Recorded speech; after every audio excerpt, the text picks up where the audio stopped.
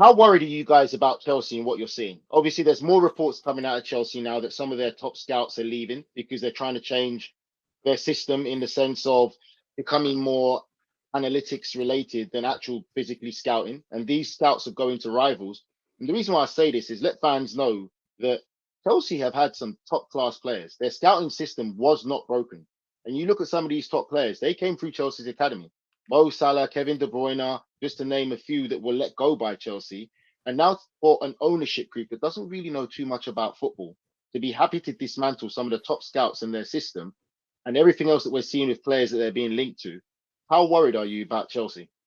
Well, I would be extremely, extremely worried. Not just, I mean, about the way that some of their business is being done. I mean, let's look at the player that, as we record right now, has just signed, Benoit Badiashile. Please correct me if I'm wrong on my pronunciation, JJ. But this is a left-sided centre-back of talent, of promise. But that's a position where they've only recently signed Marc Cucurella. They've signed Kalidou Koulibaly as well, who can play in that position. That's all since the current regime took over. Cucurella, I believe, signed a 7-year contract. Badiashile 7.5. Now, when you're paying 60 million, 50 million for a player, putting them on that long contract looks great on your books when you're amortizing that whole fee over 7.5 years. It doesn't look anywhere near as bad from a financial perspective. But I mean, I look at this and I think, does do these managers fully appreciate, or does Todd Boehly fully appreciate kind of what a 7.5 year contract means in football? Because this isn't the NFL, the NBA, and I don't want to fall into that trap of assuming that American owners don't know what they're doing because it works differently in America. But if you sign someone to a 7.5 year, or I mean, you can't anymore, but if, say, in the NBA, you sign someone to a 7.5 year contract, that's pretty much it most of the time. You're definitely paying them that wage. If Badiashile is great, he's still going to want a pay rise. But of course, if he's a disaster, the current wage you have him on means no one will take him for anything other than, subsidized wages and a year-long loan. And you're on the hook for pretty much half of his professional career. I guess the question there then, Jonathan Johnson, is this going to be a move that in a year's time will be packaging alongside the Bakayokos and the Drinkwaters and the Baba Ramans as what on earth were they thinking? Badiashile, is he any good? I mean, there's a lot to kind of sift through that we've just spoken about. I mean, in terms of Badiashile himself, very good pronunciation, by the way.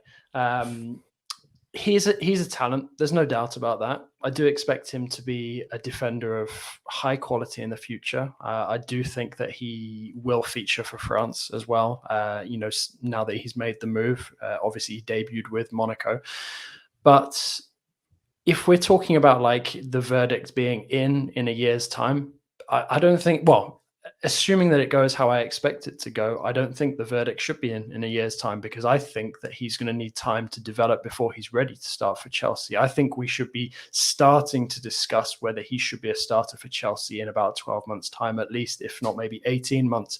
But obviously that's not really going to jive with what Chelsea are perhaps thinking for him. I think that if it's been well thought out, this should be sort of a William Saliba move where he goes on a couple of loan spells or a lengthy loan spell with one club, continues his development, and then comes back ready to compete and potentially be a regular starter. If you're looking at those options that Chelsea have at the moment on paper, Badiashile is not going to start ahead of them. When Thiago Silva is fit, Badiashile is not going to play ahead of Thiago Silva. He's not going to play ahead of Kalidou Koulibaly either.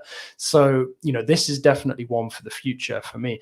Now, did they absolutely need him? Okay, we can make the argument that, left-sided central defenders are very rare in the game.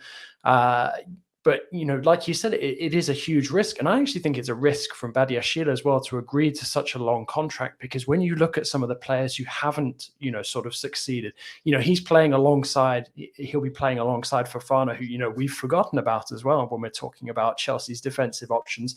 But Fofana made the jump from, probably a lower down Ligue 1 club at the time, Saint-Etienne, to a lower level Premier League club, despite the fact that Leicester obviously have won the Premier League, before making that move to Chelsea. This is a huge jump for Badiashile. I don't see an obvious way for him straight into that starting 11.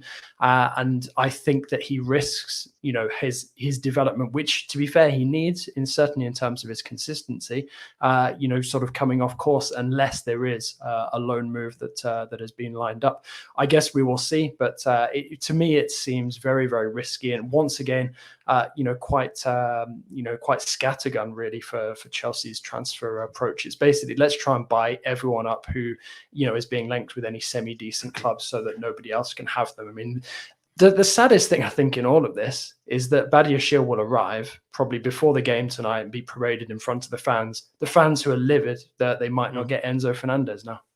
Yes, very good point. And one thing I did want to briefly hit on before we move on, because there are some other big games to talk about. But as we speak, Benfica head coach Roger Schmidt has been scathing of Chelsea, accusing them of not negotiating seriously over Enzo Fernandez when they were told to pay the release clause of 120 million euros for Enzo Fernandez.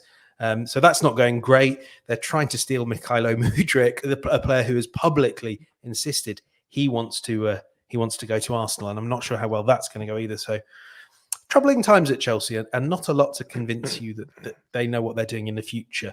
On the subject of clubs that haven't always known what they're doing, Mike Lahoud, and I do hope that you're not going to interrupt us with any more snacks. No, Manchester United maybe didn't know what they were doing in the past, but look, everything's rosy in the garden. 4 games since Cristiano Ronaldo left, 9 scored, 0 conceded, and now the chance to win a trophy, perhaps the FA Cup.